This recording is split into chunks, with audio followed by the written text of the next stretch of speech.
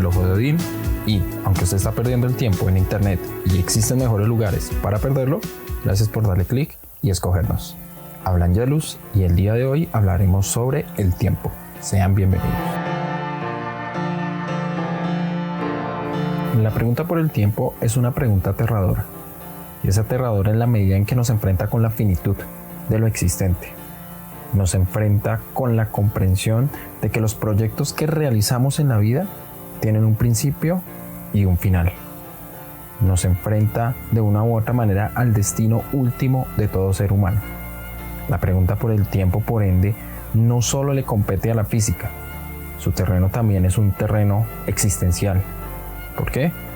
Porque básicamente la pregunta por el tiempo nos enfrenta a un hecho evidente. Todo proyecto de la existencia es último y único. De ahí que al preguntarnos por el tiempo nos estemos preguntando también por nuestro propio destino, por lo que somos y por lo que hacemos en nuestra vida. Para abordar esta pregunta vamos a emplear algunas reflexiones de Norbert Elias, de su texto sobre el tiempo, que nos van a permitir aclarar o por lo menos ampliar esta noción que es tan compleja y que la física no ha logrado precisar a totalidad.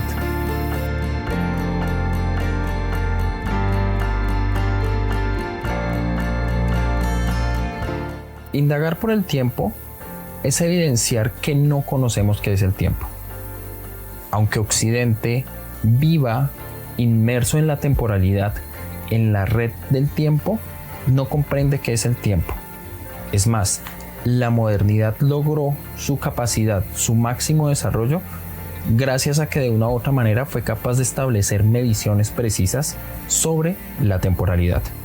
Sin embargo, estas mediciones nos dejan abierta una pregunta gigante, y esta pregunta consiste en cuál es la esencia de ese tiempo.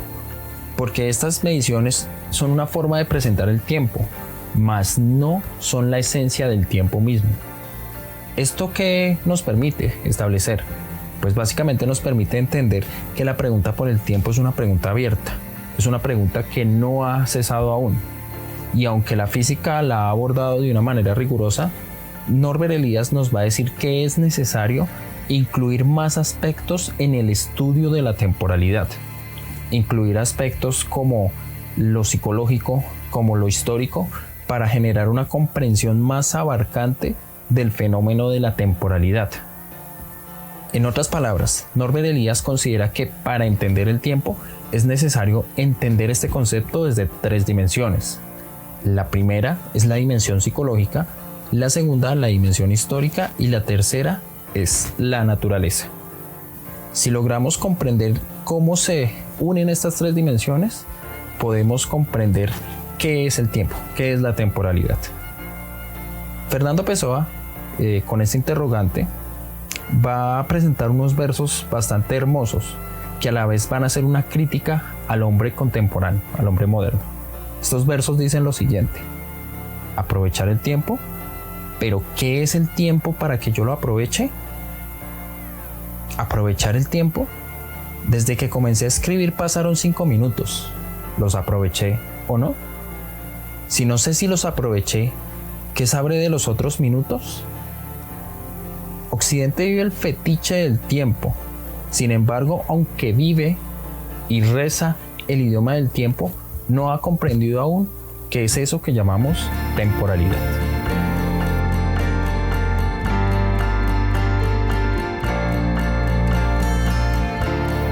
Frente a la dimensión psicológica, Norbert Elias nos va a decir que existe el tiempo porque existe un ser que es capaz de pensar la temporalidad.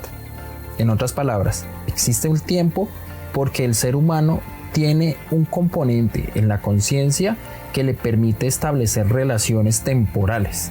Existe el tiempo porque la conciencia humana es capaz de establecer sucesos antes, durante y después. Incluso es capaz de poseer la habilidad de la memoria, elementos fundamentales para organizar los fenómenos de manera secuencial, de manera temporal. Esto va a ser muy similar a la respuesta kantiana.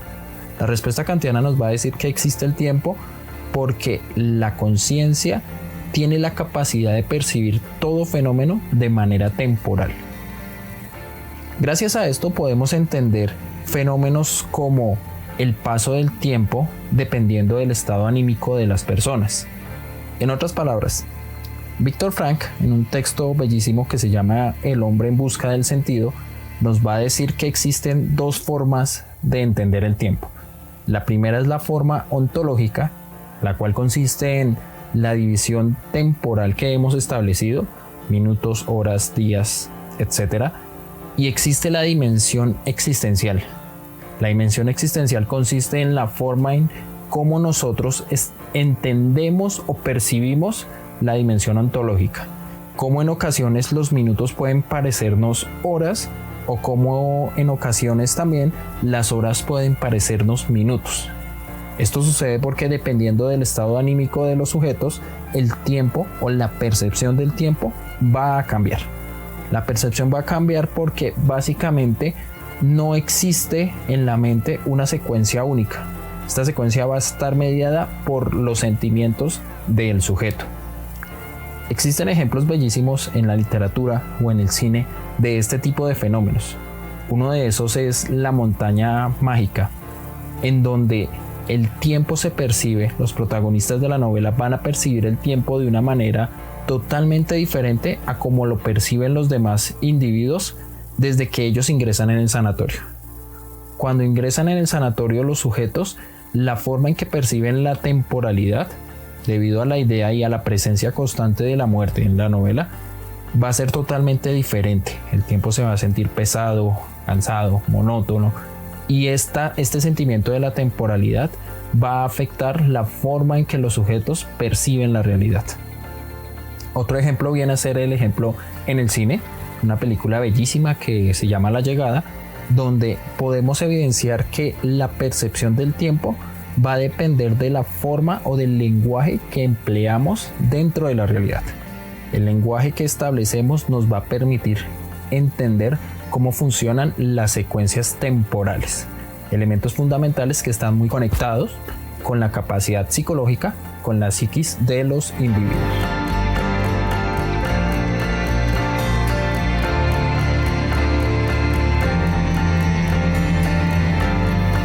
Para Norbert Elias es claro que la habilidad de medir el tiempo no basta para entender el tiempo. Esta habilidad solo se desarrolla dependiendo del contexto sociocultural. Es decir, el contexto sociocultural potencia la capacidad de entender el tiempo de cierta manera. Es claro que la forma en que los aborígenes medían el tiempo no es la misma a como lo miden los seres en la actualidad. ¿Esto qué quiere decir? Básicamente la historia o la cultura va a influir en la forma en que entendamos el tiempo. Una muestra sencilla. Los griegos consideraban que no existía un tiempo de manera secuencial. Para los griegos el tiempo siempre volvía y se repetía en un eterno retorno, diferente a las sociedades antiguas donde el tiempo se medía bajo los ciclos del sol o de la luna, y nosotros que lo medimos pues con un código bastante preciso, pues que depende de los usos horarios, de los minutos y de las horas, etc. Si analizamos estos dos factores, las dos dimensiones, tanto la psicológica como la histórica, Norbert Elias está enfrentando a la física contemporánea con elementos que buscan ampliar el concepto del tiempo. Básicamente Norbert Elias nos está diciendo que el papel de la conciencia no es tan pasivo en el entendimiento de la temporalidad. Nos está diciendo que es necesario que la física reconozca que el sujeto, el hombre, el ser humano, interviene de una manera mucho más activa en el proceso del entendimiento de la realidad, en el proceso del entendimiento de la temporalidad. Para algunos sectores de la física cuántica, esto es claro y esto es evidente. El ejemplo de esto viene a ser el experimento de la doble rendija, donde podemos entender cómo un objeto se ve influenciado dependiendo de la observación del sujeto. Los estudios de una u otra manera se van a ver enmarcados bajo ciertas categorías que el sujeto, el observador, impone al objeto de estudio. Les recomiendo que observen el experimento de la doble rendija, con el cual entendemos que el observador afecta el objeto de estudio. En otras palabras, el papel de la conciencia no es tan pasivo. Esto quiere decir que nosotros, para entender la realidad, imponemos categorías a eso que llamamos la naturaleza. Una de esas categorías es la categoría temporal, que nos permite entender eso que nos rodea, el universo, aquello que está afuera de nosotros.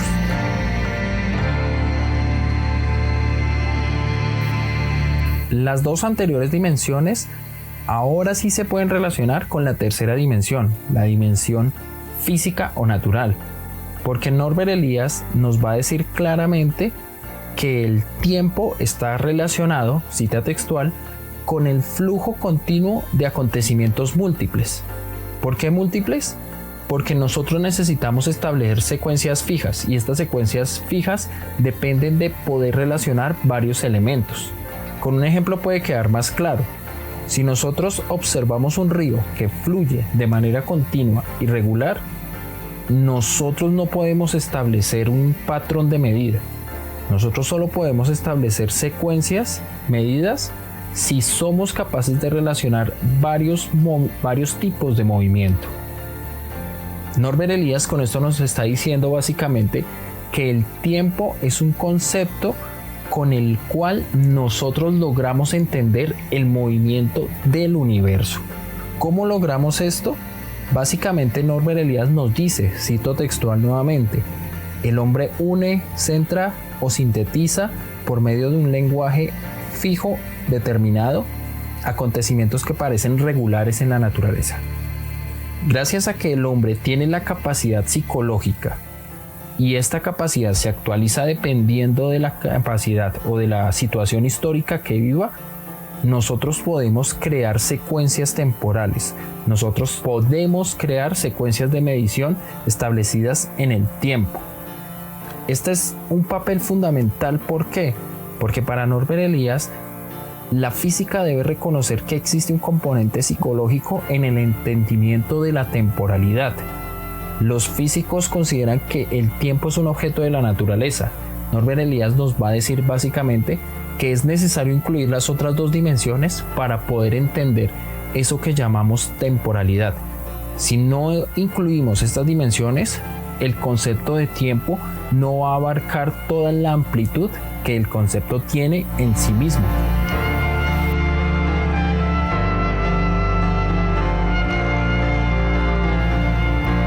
Lo interesante de la pregunta por el tiempo es que al indagar en el infinito comprendemos lo finito.